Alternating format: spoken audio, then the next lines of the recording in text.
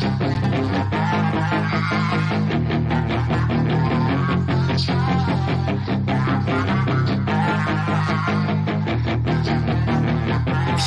she's got some nice long hair. Welcome back to the Unbearable Sports Podcast. I'm your host, Brad Barron. Joining me, as always, on these preview shows, Mr. Johnny PayPal. PayPal, how you doing, my friend? Hola, Brad, ¿cómo estás? I'm doing very good. Yeah, just, kind of having that Christmas hangover still of, Okay. I don't know why I always get like, I want to buy a lot of stuff after Christmas. I don't know Yeah. about you. I think it's like that post, like you get gifts. You're like, oh my gosh, that feels so good getting things. Like, I went to TJ Maxx. I don't know if anyone know if that's one of my favorite stores. Went there after Christmas, got a few things, got a nice little rangefinder, great deal on it. So, yeah, I don't know. I realize that about myself. I have a big like post Christmas spending habit. I could definitely see that because like you're buying so many different things. It doesn't get easier with kids PayPal because it's like the same thing. It's like you're spending all this money. And then I was at least fortunate. I got some gift cards, so I was buying so similar type of thing. But yeah, I totally get that. Also, shout out to Bam Bam Sam in the comments watching the show from Orlando. So that's a true ally of the pod. Way to go. That's absolutely awesome to hear. So today, PayPal, we got to break down the Bears versus the Lions. The Lions, last time that we played them, 3-6, looked like Dan Campbell was going to get fired. And then they're like, you know what? We got to go off. And now the Lions go on this huge winning streak. And now they look completely different. And the Bears, we just continue to lose. Right? At that time, we're like, well, maybe they could win. Bears were 3-7 at the time. Now, obviously, season has not come together. So we're going to be previewing that. But just as a reminder, that last game, Justin Fields, 167 yards passing, 1 interception, was a bad interception, but ran for 147 yards, 2 touchdowns.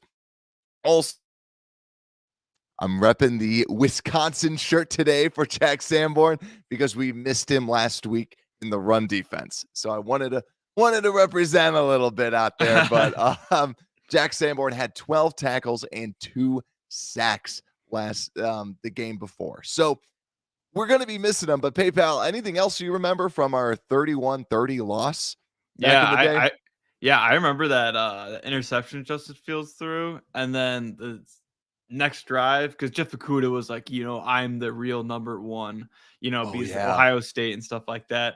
Yep. And then Justin Fields, the next drive, completely outruns the entire defense, including Jeff Okudah. Jeff Okudah tries to tackle him. And you could see like Jeff Okudah on the sideline, like complaining and all like mad about not being able to catch him. So it was kind of swaggy for Justin Fields to, retaliate kind of like that. Be like, you got lucky and I'm a lot more talented than you. So that was cool. And you talked about it in the pre-show, the Santos game where he missed the extra point and we lose by 1 point. Yes. So it seemed like the downfall of Santos, Cairo Santos at least came back, did well last game. So we'll see how he does inside of the dome. But PayPal, today we are going to be breaking down, as always, the offensive preview, defensive preview, who has the edge, over-unders, game predictions, and my favorite, the game simulation. Also, just for everybody out there, if you're interested in sports betting, you can go with our partner, betus.com.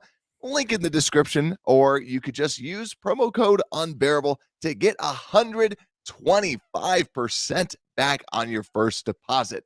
It's free money. Just keep winning, and then you'll win more. So let's go. Let's bear down, as Mr. Mayhem's saying out there in the comments, and let's get this show started. So we are going over to Detroit in their wonderful dome of a stadium.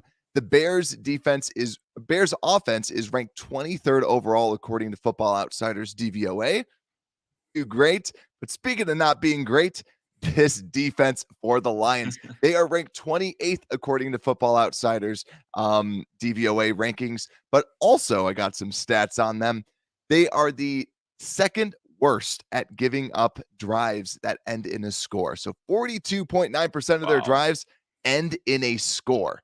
They also blitz the fifth highest at about a third of the time. They allow the third most passing yards, fourth most rushing yards, and allow the third highest yards per carry at 5.1. And last week, they got gashed by the Carolina Panthers. PayPal, hearing all this stuff about the success in the running game, do you think that this Bears team will have success in the running game not named Justin Fields? Oh, yeah. Yeah, let's have a field day out there. I mean, with Jenkins back, thankfully, I mean, I think we were all worried of, like, even himself, like, in his interview, he talked about how kind of scary that situation is. But, Brad, like you kind of said last week, Jenkins, he kind of proved in his interview that he still he really likes the game of football. Like, he was like, that was scary, but it's part of the game. Like, he was Good. like, I'm gonna play. Yeah, I know. So he's not, retiring or anything like that. Like, who would have ever said that? Who would have? Definitely not me. Yeah. But thank God, because he's having a heck of a year. And I back this offensive line in the run game. Pass game is completely a different subject. But yeah, with Cole Kmet too, plowing those guys back, Khalil Herbert back as well. Last week we could see how much we missed him with those explosive plays. So yeah, I'm excited. They let up a lot of explosive plays as they did in week 10 against us. Justin Fields, Khalil Herbert were running all over the place. So I'm excited for this offense to blow up. Yeah, same here. And I think, like, when you look at Anzalone and Rodriguez, the very okay. Anzalone looks like a beast. He looks like the Witcher, and I think I say that every single time. He looks super freaking cool. He does. But yeah, unfortunately, he's not very good. I mean, fortunately for us, he's not very good. And that's where we can definitely see some success.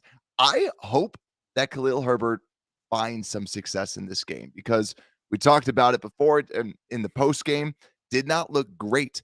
Not a great game for Khalil Herbert. But last game, 10 carries, 57 yards from Herbert, 9 carries, 37 yards from David Montgomery. So Khalil Herbert had a better game.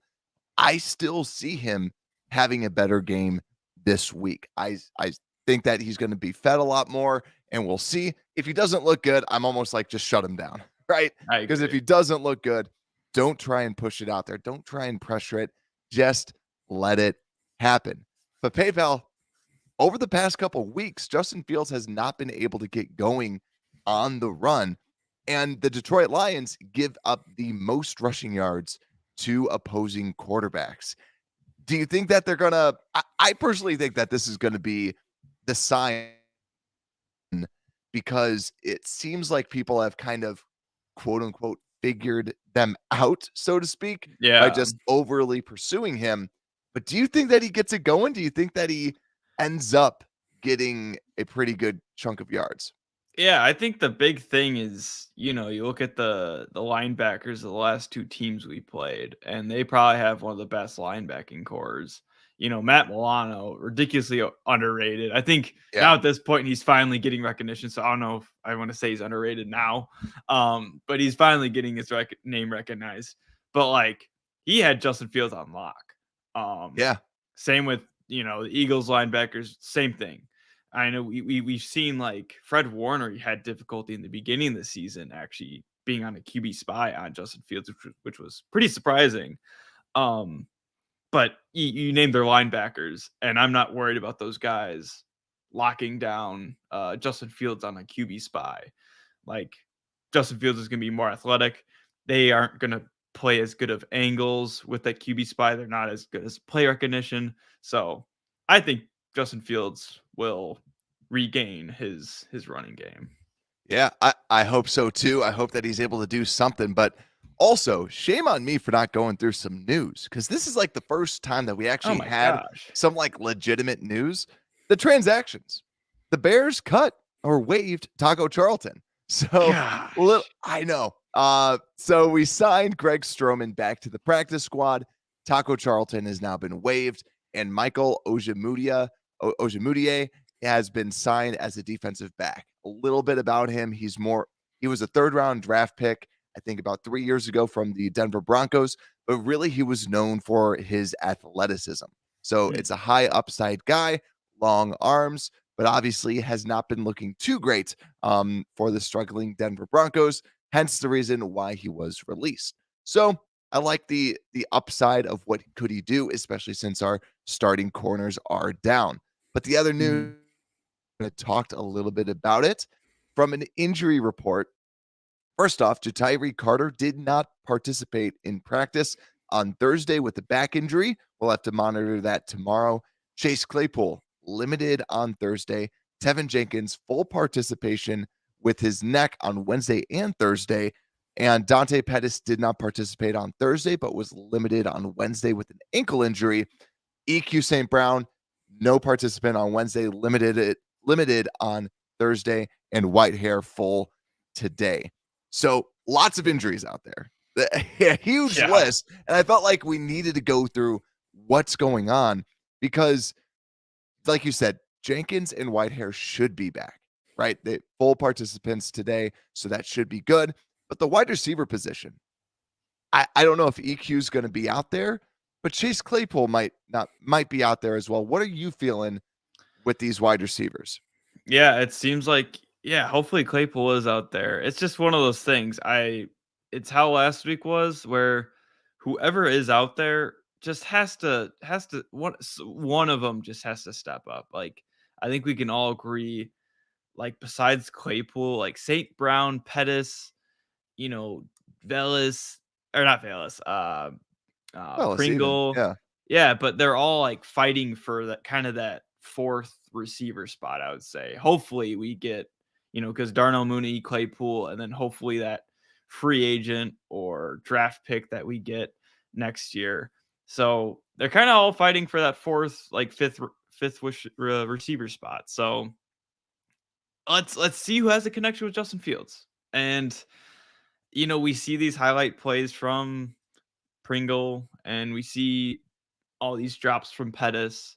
So I personally think it's like I want to see more Pringle, and I don't know. We see enough Pettis. It's like he's a good returner on special teams. So I like Pringle. He could also be a punt returner. Yeah. So I agree out there too. And the person that I want to see is N'Keal Harry, right? I feel like we all are calling for N'Keal Harry. We all want to see him, just not out there. And I think too, this goes back to like the Atlanta Falcons when they wanted Desmond Ridder to be out there. And then Desmond Ridder's first week in, he sucks. And they're like, oh, that's why he wasn't out there.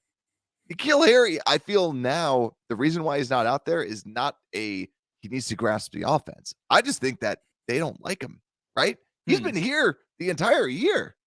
And we aren't seeing him out there. We did not see him last week. I don't want to see Pettis out there. I don't want to see St. Brown out there because let them rest up and we know what they are, right? They are the person that squeaks in to make the team that you're not mad about. But they're like your fifth wide receiver. You don't hate it, but you don't love it. And I think with the N'Keal Harry, see what you got with him. See him out there. And if he's not out there, then maybe he'll be in the final week. But I don't see Harry making the team next year or coming back because I think that it's been kind of a flop of a season. But really, I'm excited to see Velas. That's going to be the person that I'm keeping my eye out. This team gives up a lot in pass coverage. And I think with his speed, he's going to cause a lot of issues with this poor secondary of the Lions. And we've gone against two very good defenses in the Eagles and the Bills. And now we're going against a cakewalk, right? Yeah. Give me this. And even the Packers pass defense is really good. You're talking about Jair Alexander. They have good safeties. I think that this week I'm excited to see what this passing attack can do because they're not that great. This isn't a good passing defense. And I think hopefully we can take advantage of that and hopefully get over 200 passing yards. That's what I'm hoping for at least. I completely agree with you, Brad. And don't forget about Cole Kmet. I mean, yes, I don't want to jot it down. Like, where is he? Yes, I don't want to, he's kind of my X factor. Maybe we'll see. But I mean, last time we faced against the Lions, he had 2 touchdowns. That was his breakout game. 4 receptions, like 74 yards. Yeah, 2 touchdowns. He went off, and it's like, oh my gosh, like that was when Cole Kmet, I think, he had 4 touchdowns in like 3 weeks, and we're like, wow, like he's back. I had him on my fantasy team. I was like, oh my gosh, I'm so glad I picked him up. And yeah, it's like he's back, and this is the guy that we wanted. This is like all that stuff. Like, this is a true tight end 1. And then he fell back off. And it's one of those things with this changing receiver room. It's like he's the one guy that's been constant as a receiver, as the tight end, So I want him to step up and really be like, yeah, I'm the guy. I've been here the entire season, Yeah. So yeah, it's like, where is he? Come on. I agree. Because he had the garbage time catches last time. And this was also that big 50-yarder that some people were like, well, if you take that 50-yarder away, then everything's worse. It's like, that's how math works. That is math, yeah. Yeah, that's how math works, If you take away 50 yards, who would have thunk? But let's actually go through anything. I think one matchup that I'm curious to see, just because this was one of my draft crushes, James Houston IV out of Jackson State. This guy gets like a sack every single game for the Lions since coming in. He was a 6th-round draft pick. And the thing about him is he's just a dog. Like, he just fights every single play. And that's someone I'm looking out for, because I think he's a good player. And he only comes in on passing downs. Like, just for example, at week 13, he had 11 passing snaps to 1 running snap. Week 15, 24 to 1. 16, 11 to 3. And week 14 was just 21 passing snaps. Wow. He's a pass down specialist. He just pins his ears back, and the guy can get to the quarterback. He's been doing a very good job at that. But PayPal, anything else on this defense? It's like a lot of the same stuff. Anything else before we get into it? Yeah, not very scary guys, except for Aiden Hutchinson and Houston. No one else that really scares me on this defense. And I think the hardest part about these preview shows compared to last year was it's just like it's a revolving door at wide receiver. We don't know who's going to be out there. We don't know who's going to be playing. And even if we know who it is, you're not scheming something up crazy with EQ St. Brown, right? Oh, yeah. And Fields has been showing progression and going through his progressions as a quarterback. So let's go into our monster matchups. So our big monster matchups with this Bears offense versus this defense. What are you feeling, PayPal?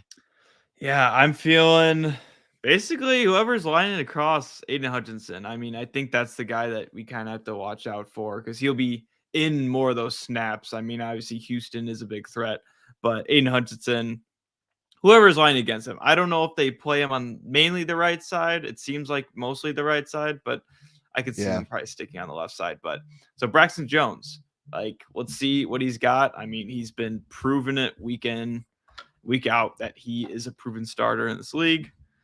That's my matchup of this game, and I think Braxton Jones is going to do a heck of a job. And let's give him more credit, right? Like, he's been phenomenal. And I think that's the biggest thing that we can take away here is he's the left tackle. We talked about in the post game. He's the left tackle of the future. Also, I am curious because I made my bold statement that what if Jenkins doesn't want to play, right? Yeah. And I want to see it, right? He's a full participant for 2 days in a row. Why is he still on the injury report, right? Until he's healthy. We've seen so many times where somebody's a full go and they don't show up, right? N'Keal Harry did that like a week ago. And I think this week with Jenkins, I want to see him out there. Prove me wrong. Come back and be like, I want to play. I want to be out here. Because remember, last time he got cleared off an injury, he didn't play. He chose not to. He said he was too hurt. He said he didn't want to go out there. He proved me wrong. go out there and play. He's phenomenal. He's a great player. Prove me wrong. And I think he will. I'm not like, oh, he's probably not going to. He is probably going to play. And I think overall, like, I'm excited because I want him to be the right guard of the future. He has a home there. I really want to see him play. So, but for my matchup, this is difficult because you know what? I'm going to go Velus versus Jeff Okudah. I'm going Velus because I want to see what Velus can do. Claypool, I'm still iffy if he's actually going to be out there. With him being limited, he seems fired up. He seems like he wants to, but I want to see Velus. I want to see him as a wide receiver. What can he do? Really, it's more of like an X factor, but seriously, I just want to see Velus against these corners. What can he do? What type of separation can he create? Because that is going to be huge for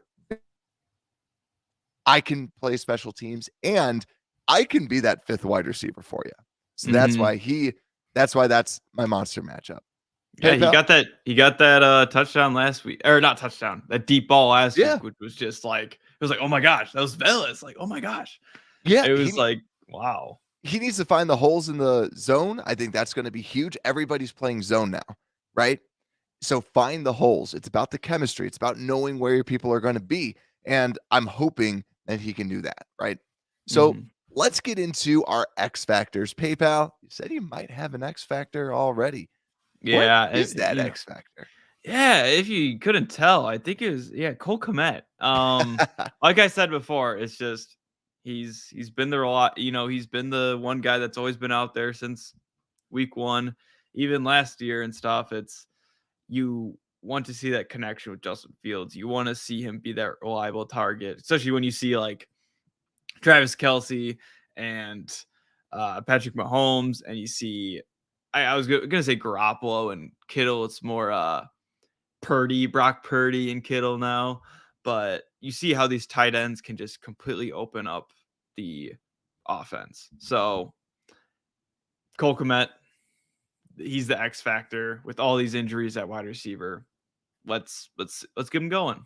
Yeah, Bears Bones loves it. And let's go in my X factor. It's not going to be a sexy one, but it's going to be my X factor. Cody Whitehair. Cody Whitehair is my X factor. He had a terrible game the last time that we saw him. Also, he's been struggling against stunts. And maybe they hit them with a lot of stunts. There's going to be a lot of pressure. They like to send the blitz. And there's also some pretty good people on the interior. Isaiah Buggs is a good pass rusher on the interior. Aleem McNeil has been a phenomenal defensive interior presence for them. The second-year guy out of North Carolina State, very underrated on that interior. And also, a lot of times, they like to that interior as well. He's a very versatile player. Cody Whitehair coming off of the injury. Is he going to be fully healthy? Is he going to be able to play well? That's why, to me, he's my X factor, because we don't want to see Fields get some pressure up the middle. But let's keep going. Let's keep on moving on, because we have an ad read. I won't do the entire thing because my voice is scratchy. It's still scratchy from Monday or whenever I recorded the last one. I was actually not going to do the intro. It was getting that bad. But yeah, so you can use our sponsor of the day, BetUS.com. We really respect them. I use them for all my sports betting. BetUS.com. Use promo code UNBEARABLE for 125% on your first deposit. And then you get that in free plays. You can use it. You can bet. BetUS. You bet, you win, you get paid. BetUS.com. You can also use the link down below. Click on it. It takes you right there. Just use promo code UNBEARABLE. PayPal. Let's flip over to everyone's probably least favorite part of the show, the Bears defense. Yay! Oh yeah, woo. We're ranked 32 according to Football Outsiders DVOA, and it's look at no that Josh surprise. Blackwell though. Yeah, Blackwell's kind of a dog out there. It is. But this Bears defense has not been good. Like we said, ranked 32nd overall according to Football Outsiders DVOA, and we're going against Football Outsiders 6th ranked offense overall, 7th in pass, and 15 on the run. They have the eighth most yards in the NFL, but also, just in case if we were curious, they have a very good offensive line. They allow the second lowest sack percentage at 3.8, and also they don't turn the ball over. Even though they have Jared Goff, they have the third lowest interception percentage at 1.3%. Like we said, very efficient offense, being the 6th overall rated offense out there. But PayPal, do you feel like people are underrating this offense? It's just the Lions. Yeah, I think I guess for me, I always think of them actually pretty highly just because of that. Like first 4 weeks they were playing, like they were scoring like 40 points a game. They were the number one scoring offense in the league. Like their defense is the one that really holds them back and makes them the Lions, Yeah. So yeah, this offense is no joke. Jared Goff, I'm surprised they have him at 22nd quarterback. Like he's playing good ball right now. Like last game, it was not Jared Goff's fault. It was the defense's fault. And yeah, when you're throwing with this amazing offensive line, when you're getting like no pressure, and Jared Goff, he's one of those guys. I mean, you always want to get pressure on quarterbacks, but Jared Goff is the epitome of quarterbacks. If you get pressure on him, he's gonna, curl up in a ball and want to die. So if we can somehow get pressure, I mean, last game we got Jack Sanborn with 2 sacks. It's like he was the only guy that got sacks and pressures. Let's have someone else besides our secondary or our linebackers getting pressure in this game. So let's see. Yeah, and the thing that I get nervous about too, so obviously their offensive line is incredible, and obviously our defensive line does absolutely nothing. And we don't even have Taco Charlton, so we don't have anybody still. And Sewell, Ragnow, Jackson, Decker, it's good. It's good across the board. There's really no way for us to attack it unless we trick them with some form of blitz, right? But I want to call the attention to this because their wide receivers are healthy now. Jameson Williams only has 1 catch. He was their first round pick out of Alabama, but he's blazing fast. Something that he could take the top off of the defense if you aren't expecting that. Also, because we're going to give him all day, that is definitely something that we need to be on the lookout for, is that Jameson Williams. But also DJ Chark, St. Brown, and also Josh Reynolds. They have a lot of speed and a lot of playmakers at this wide receiver position, and they were missing a good handful of them last time we played them. We need to play very disciplined, and for having 4 rookies out there and 1 veteran in DHC, it's going to be a very interesting matchup, because if I was the OC of the Lions, I'd be running them all over the field and either force them to play disciplined zone coverage, or you have to trail our super fast guys, and our quarterback is going to have all day in the pocket. So it's going to be an interesting matchup for sure, but I am actually kind of afraid of these wide receivers because of the speed and because of our lack of penetration. Yes, yeah, when we look at this game just in general, it's who's going to win at the line of scrimmage, and it's like we got to win on we're probably going to win on our offensive line of scrimmage, our running game against their, defensive line. But then it's like the matchup, our defensive line just absolutely is a joke. So when we're facing this offensive line, it's just like you want Gibson to do something. You want Jones has those 1 or 2 plays here and there where I'm like, okay, maybe if he has better guys around him, he will actually do something. Yeah. But it's like, what is it? It's horrendous to watch, because then it goes back into the secondary where it's like, Jalen Jones is not playing that bad. Like, he's playing pretty well. And same with Gordon and Blackwell. It's like this secondary is not playing bad for the lack of, for their lack of experience that they've had in the NFL. Like, it's annoying, and like I wish that, our defensive line could just be good now, but that's why I'm excited for the future because that's the fix that we need, You know who? Do you know who Justin Jones reminds me of, though, that you just reminded me? Like, Who? he reminds me of Angelo Blackson last year, Oh, yeah. where I Oh, feel like yeah. at the end of the season, Blackson just went on a little bit of a tear, and you're like, yeah, he should be a good backup. And Blackson came in as the starter, and now Blackson is the backup. Rarely see him out there at all. But yeah, Justin Jones last week, 4 hurries. Like, Yeah. got to give him credit there. 4 hurries and 1 hit on the quarterback. He had a good game, and at Philly, he played pretty well.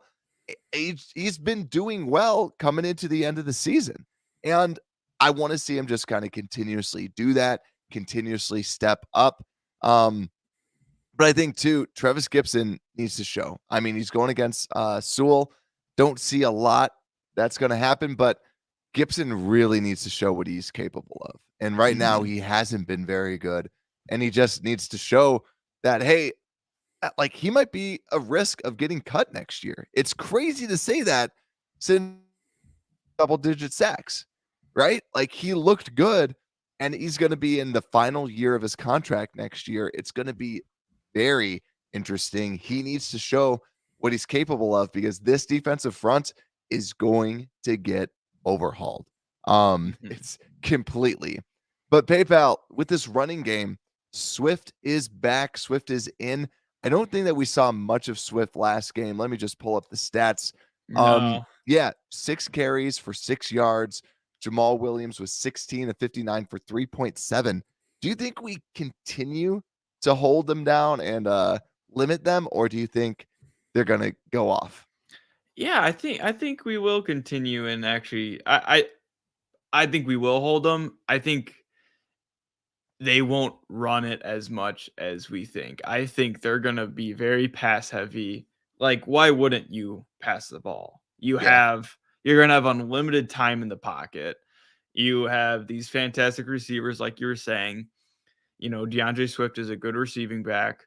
Like, why wouldn't you pass the ball more? So they will run the ball. I could see Jamal Williams still being the run heavy back, and then having DeAndre Swift as the receiving back.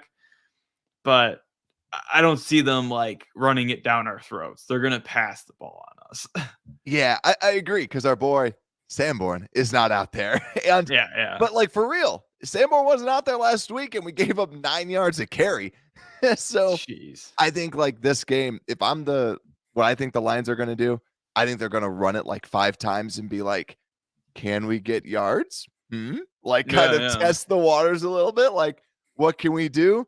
And then just go, yeah, let's just go back to the pass. If it works, they could probably keep running it. But yeah, it's going to be an ugly game. I think it's going to be an ugly game from this defensive side of the ball. We have been turning the ball over, right?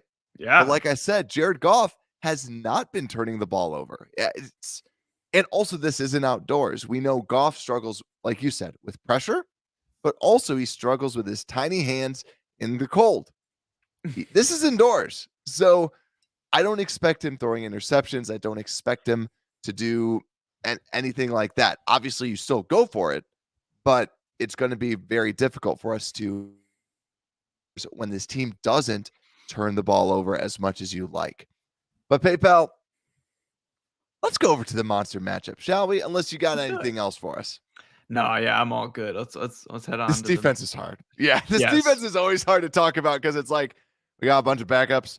Hopefully, Kyler Gordon keeps continuing to do well, continuing to ball out, and then hopefully the UDFAs continue to do well, especially Blackwell. But PayPal, what is your monster matchup for this Bears defense versus this offense? I gotta say, Gordon.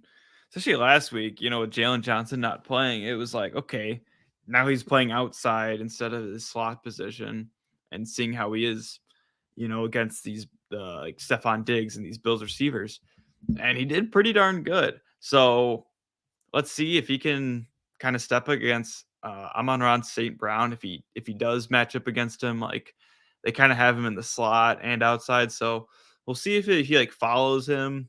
Because it is weird. Kyler Gordon is that number 1 corner now. Yeah. So let's see.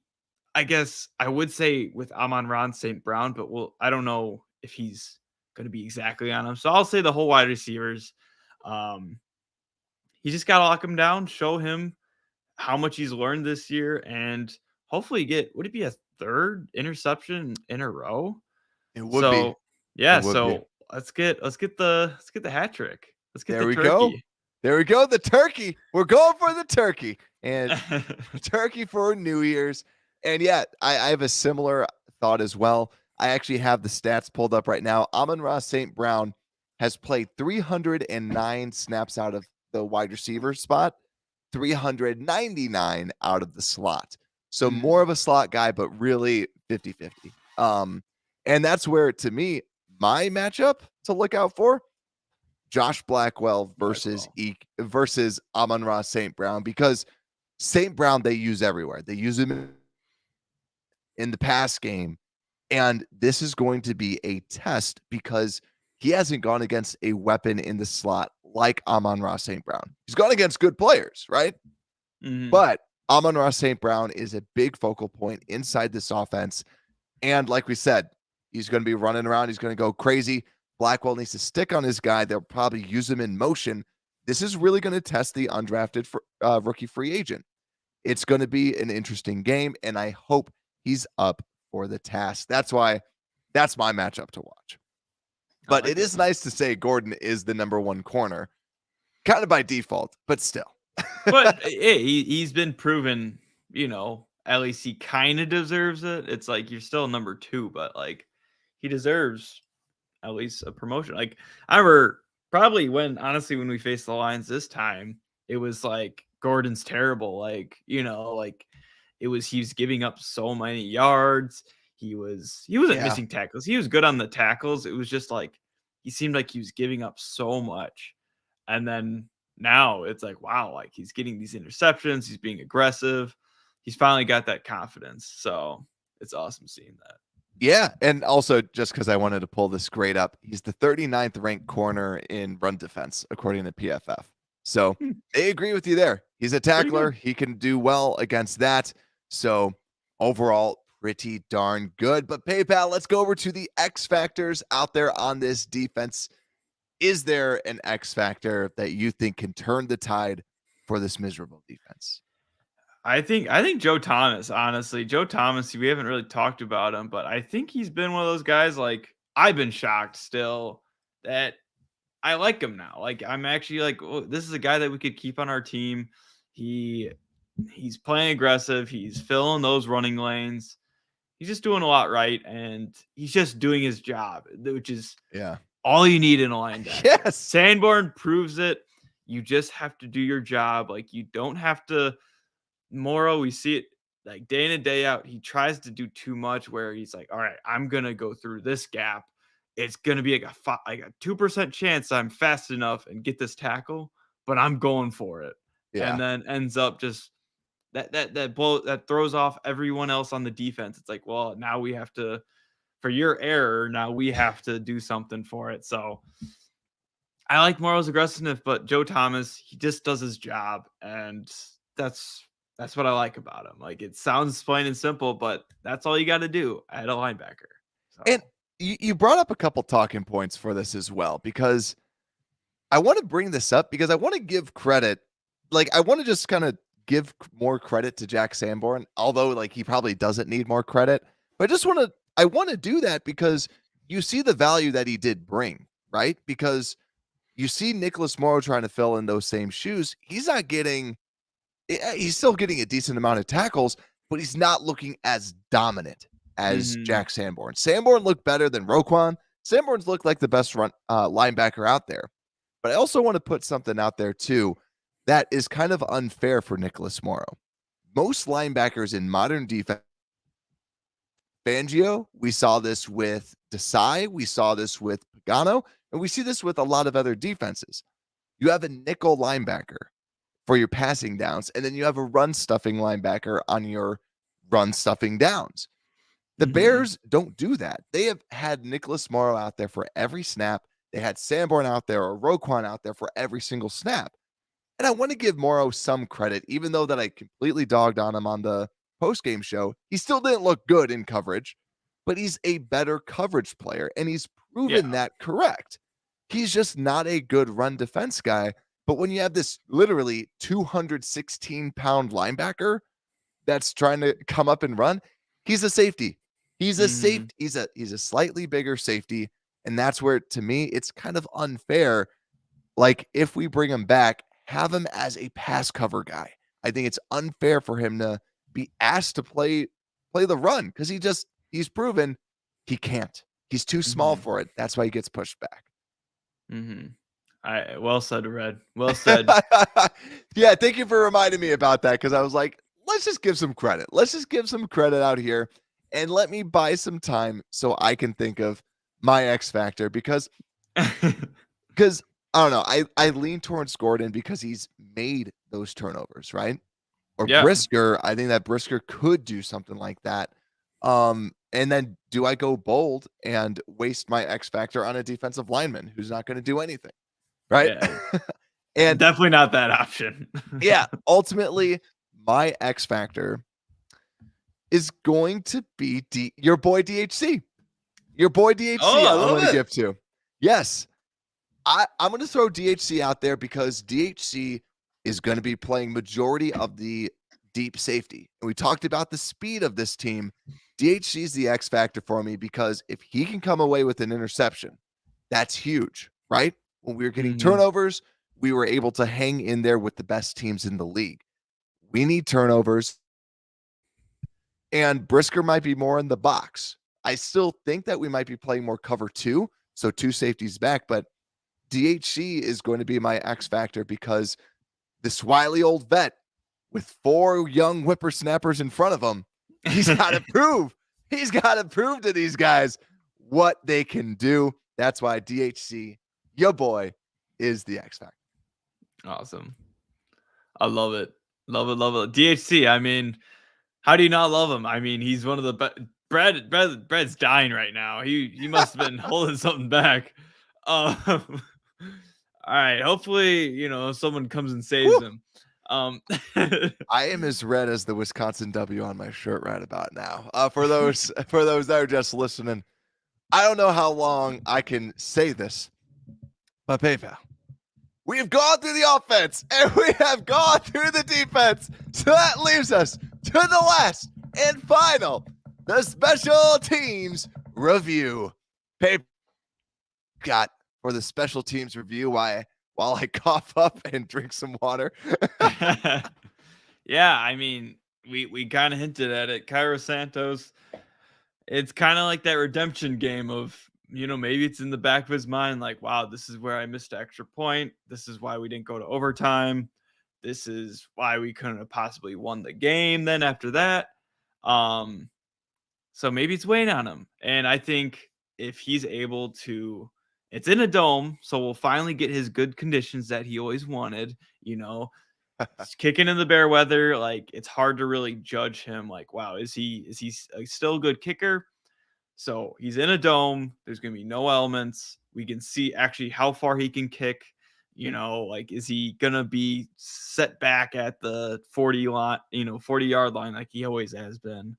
Or will it be even further back? So Cairo's kind of on that hot seat still, but we'll see if he gets a little cooler. If his, turns off the heaters and gets his buns a little cool. Okay, and you're going with the kicks. I'm going with the returns because to me that's where my eyes are going. The Lions are actually really good at kick returns. They have the second highest punt return average and second highest kick return average. Khalif Raymond, very good at 14.6 yards a punt return, and their overall kick returns are 26.5. Like I said, that is the second best in the league. So Wow. very good out there on both sides for the return, but also Valus. Valus is the question, especially if Dante Pettis can't go. Valus is probably going to be back there for the punt returns, right? Yeah. And unless you put Ebner out there, but I think ultimately, if you want to talk about someone who's not as trustworthy as Valus, that's Treston Ebner. I mean, Ebner probably more so on the return side. He might be more trustworthy, but this could be a huge game for Valus on the returns. And that's what I want to see. I And want to see, offensively, yeah, like you said. yeah. This is a huge game for Valus. And also, please, please don't bobble. You can blame the wind for one of the bobbles that he did. There's no wind in there. Do not fumble. Do not drop the ball. So that's going to be huge. And Fox, their punter, is a very good punter. So I think it's going to be a very interesting matchup, especially if Valus is returning. PayPal, time for lightning round. We have to go through who has the edge. So do you want to take the first one? Or do you want to take I'll the take run? it. I'll take it. Let's do it. Okay. Actually, because you took the run last time. So I'll take the run this time. I have Lions run defense versus Bears running offense. Bears running offense all day. PayPal, you have Bears passing offense versus Lions pass defense. Our passing offense, I don't know if it's a surprise, but I like our Justin Fields, even though if our receivers are not there. So there we go. And then flipping over to the Bears, I have Bears run defense versus Lions run offense. I am surprised that I'm like, well, maybe the Bears again, but we don't have Sanborn in the middle. We saw how bad this defense was without him. I'm going Lions run offense. PayPal less Lions passing offense versus our passing defense. Yeah, I mean, we might get turnovers, but that still doesn't mean that they won't beat us in the pass and get yards on us. So still Lions passing offense over our pass defense. Okay, so that leads us to our over-unders. I got to jot this down just so that we have our records for our last 2 weeks to see how bad or how good we are. The Bears plus 6.5. PayPal, what say you for Bears plus 6.5? I think I'm still like the Bears always keep it close. So I think we'll get within that. And yeah, we've been, besides last game, we've been keeping it close with their terrible defense and our terrible defense and both of our good offenses. I think it kind of balances out and we're going to have one of those fun offensive games and it's going to be close gun. So I wanted to fact check you on that too, because I'm like, wait, have we?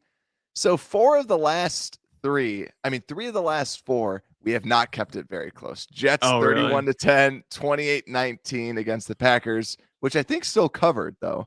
And then Bills 35-13, but 25-20 Eagles.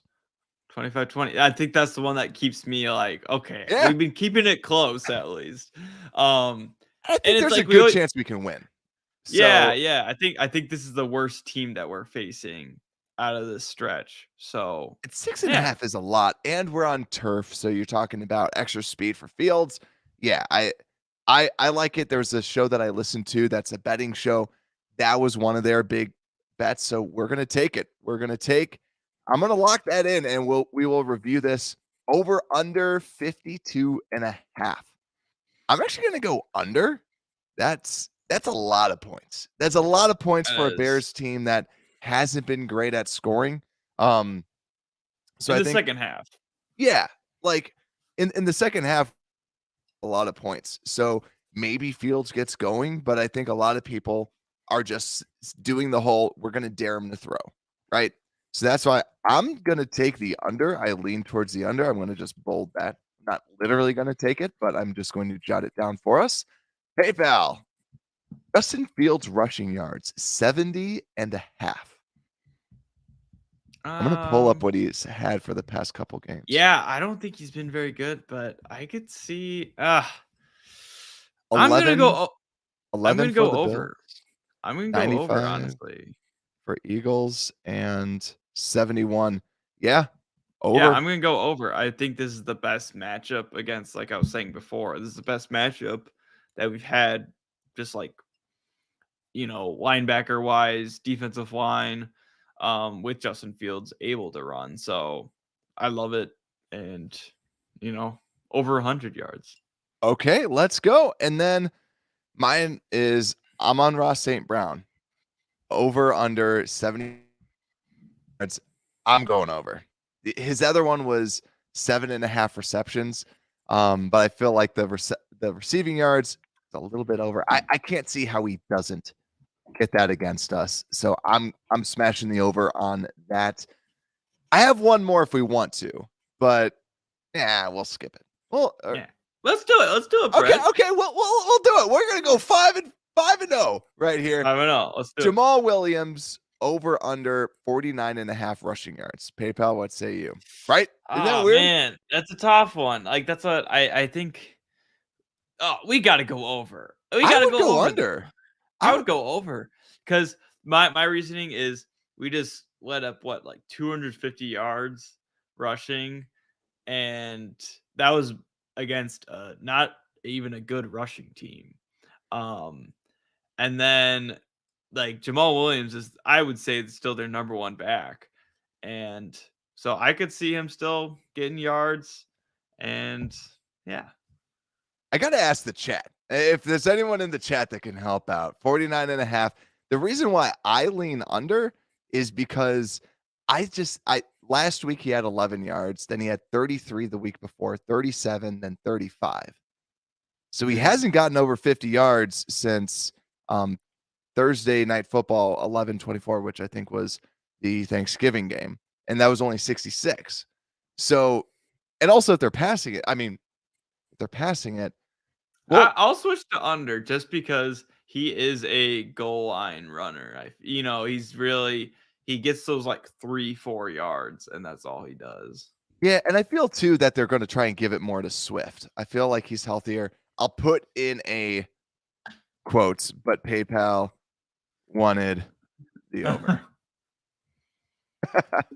We should use next year. We can use our free play money on this to see how much we actually get. And we lost it all week 1. So let's go to our game predictions. Speaking of losing it all, Mr. PayPal, you are still bringing up the rear at 5-10 for your predictions. Yeah.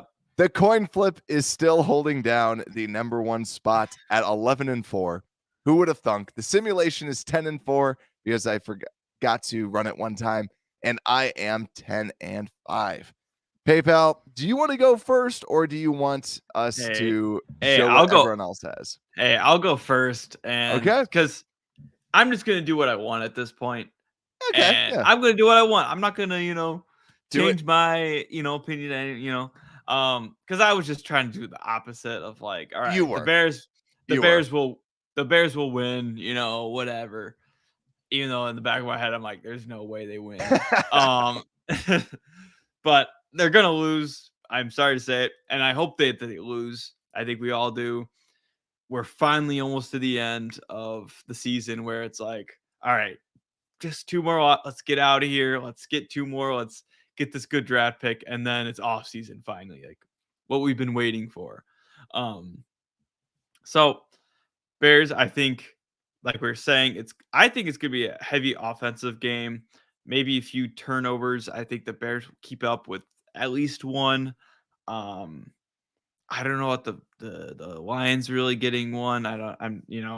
They'll probably get still like 2 sacks or so. But yeah, the game score, I guess it kind of contradicts Brad's under on the scoring line, but I gotta say Lions 28, Bears 24. That's still under. That's still under. It still is under. Yeah, it is still under. So yeah, the Lions, they've been looking really good, just not on the defensive end. And just like what the Bears been doing the last couple games, they're gonna start off hot in the first half. We're gonna look like, wow, like we're gonna win this game. And then the second half, they're gonna figure out our defense, and it's just gonna end up them winning, which will be awesome. It'll be awesome. Yeah. We can talk about the pick right after this, just because I want to go through it. I'm excited for the offseason. I know when Reload was out here in the comments, he was saying like, oh yeah, he's pumped, about the offseason. Like, so for me, I'm actually copying you. I literally was thinking the same thing. 28-24, Bears lose to the Lions. I think ultimately they end up scoring more than we do. And you know what? Just to change it up, I'll go 27-24, just so it's slightly different. But I think ultimately the Bears keep it close, but ultimately end up losing overall, probably because of a bad drive that just ends up with no touchdown. So I think that we're going to be trying to throw it a little bit, try to get it out there a little bit more. I think we go for over 200 passing yards with Justin Fields, which shouldn't seem like craziness, but for us it does. I hope Claypool can be out there and do something. But I think Herbert over 50 yards rushing. I think he gets more than David Montgomery. The thing to think about too is right now, what's going on as well that could give the Bears the edge and could have the Bears win. Yes, the Lions are fighting for a playoff berth, but practically everybody on this Bears team is fighting for a job because majority of people are not going to be there. So to the people that are listening that are like, well, you got to win to bring this culture of winning. How many people are still going to be on this team next year? Like the wide receivers are all gone except for Mooney and Claypool. And the defense is going to be completely overhauled. Like majority of the team is not going to be here. So that's where, to me, lose, baby, lose. And we'll talk about the pick next. But I think overall, Bears end up losing 27-24. PayPal, we got to go to the leader right now. The leader being, wait for it, the coin flip, the almighty coin flip app, because I don't actually have a coin down here. Let's see. Heads is Bears, tails will be Lions. Heads. Oh! The coin flip says it. The coin flip the flip is saying Bears are going to win. So man. Wow, the simulation. The simulation, or you could, tie it up next week. We could. So let's see. Let's go into the simulation. Because if the simulation is saying Bears as well, then we might not get this pick, guys. we might not be getting the second pick in the draft, ladies and gents. We'll talk about draft seeding a little bit later. So here we go. Got the Bears already preloaded as the away team and the home team. I finally got it preloaded for the first time in 17 weeks. But let's see. Drum roll, please. Let's see. It's thinking, and no result match. Please contact support. All right, we'll contact support real quick. You guys just stay on the line with it. Yeah, please hold. If this episode is 2 hours, that's how long Quarter 4 support has it. I'm tempted to refresh it. I'm going to refresh it because I don't want it to accidentally say the score. And if it doesn't have it, I don't know what to do. Detroit Lions. We might just look at what they actually have. Simulation. Come on. Let's work some voodoo. Let's see. Will we actually get this? It's still in beta. So that's a big reason why. Let's see what up. Nope. Please contact Quarter 4 support. I'm going to wait to see if it actually does anything. And then if not, we're going to look at what they have for the Lions and we're going to base it off of that. So, or we'll have to think about that because money line, they'll still probably favor the Lions, but let's see if it actually does anything. Please hold. And it's just bonking the two squares together. That's all it's doing. Yeah. We could always do it off air, and then just, and then that could be the official. Simulation has fallen through. So don't worry. We will still get you guys some awesome stuff. Let's look at the forecast. Quarter 4 has for it. Do they actually like the Bears slightly better? Let's wait for it to load up. See all the games. And let's see what we got here. Let's go down to our Chicago Bears. They are giving the Bears a 31% chance of winning. That's not the simulation. That's what their numbers have. And they are putting it at 5.5 as the number, which I think it's actually gone down to. So I think that they're pretty much right in line with everybody else. So there's nothing that really kind of sways one way or the other. a lot of the lines are being adjusted to 5.5. So that was very uneventful. That was very uneventful. I will try and remind myself to simulate that out there just so that we have that going. But let's talk draft picks because PayPal, did you see something that kind of shook up the draft a little bit? Did you No, I see did not. what the Houston Texans did? The Houston Texans with the dub right Oh, now. yes. So right now, let me just share my screen real quick. If anybody is curious about where to go for the draft order, go to tankathon.com. Not a sponsor. Tankathon is the best spot to go. Other spots don't give you as much as they have out here. They literally give you the strength of schedule. They give you ads for VR gaming, I guess, too. But then they also they also show you what to do for the draft order. So right now, as it stands, Houston is number 1, 2, 12-1. Bears are 3-12. And then right below us, there is Seattle, aka Denver, and the Arizona Cardinals.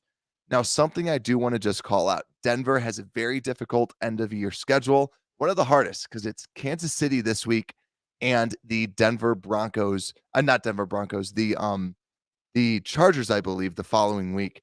And Arizona, still, I think, pretty difficult. But here's the thing that's nerve-wracking. If they're going to win a game, they will drop down to the 4th spot because of the record, assuming Denver and Arizona also lose out.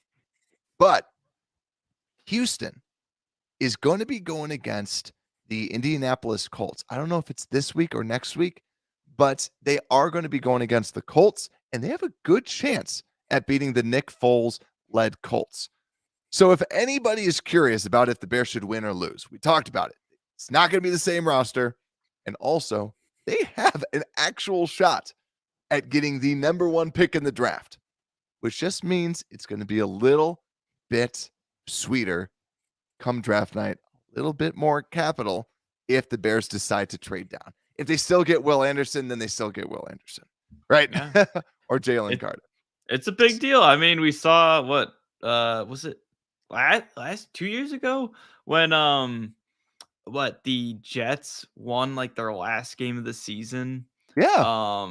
Against I forgot the team, but they won their last game of the season, and that ended up the Jags getting the first place pick, and then the Jets getting 2nd or 3rd. So then the Jets ended up picking Zach Wilson, which we all find out is a bust. And Trevor Lawrence now is looking pretty darn good. You know, he's up there with Justin Fields of, you know, who's better, who's not. So it's a big deal. It's a big deal. And just for confirmation, so this week, the Texans are going against the Jags. And the Jags have been playing a little bit better, but have been times where the Jags have flopped. Oh, right? Yeah. And then also Indianapolis is who they play last week. So it's not that bad of a schedule for them. Like they could win one of those games. And if the Bears lose out, they will have a good chance at that number 1 pick. We also want to be rooting for the Vikings this week, not just because they're going against the Packers, but because if they win, then first off, the Packers won't be able to make the playoffs if the Lions beat us. But also it makes it so that they kind of need to play the next week because they'll be battling for that number 1 spot. If they lose, it's almost kind of guaranteed, depending on what the 49ers do with that. But also just want to talk about the Arizona Cardinals just because we've gone through every single schedule. The Cardinals to end the year, they have Atlanta and then they have San Francisco. So San Francisco, kind of a loss unless they need to rest their starters. But Atlanta will be definitely interesting. So go Cardinals and please beat Atlanta just so that the Bears get a little bit more cushion. As long as we have a top 3 pick, I'm happy, right? Let's not get too greedy. Let's have a top 3 pick because then that means chances are we're going to get one of Jalen Carter or Will Anderson unless we trade down. But PayPal, it's good to be back. It's good. This is our second to last preview show. I'm ready for the offseason. I think everybody's ready for the offseason. You want to make sure you stay subscribed, like, rate 5 stars out there anywhere that you get your podcast. Have a happy new year and Unbearable Sports Podcast. We're out. See you next year.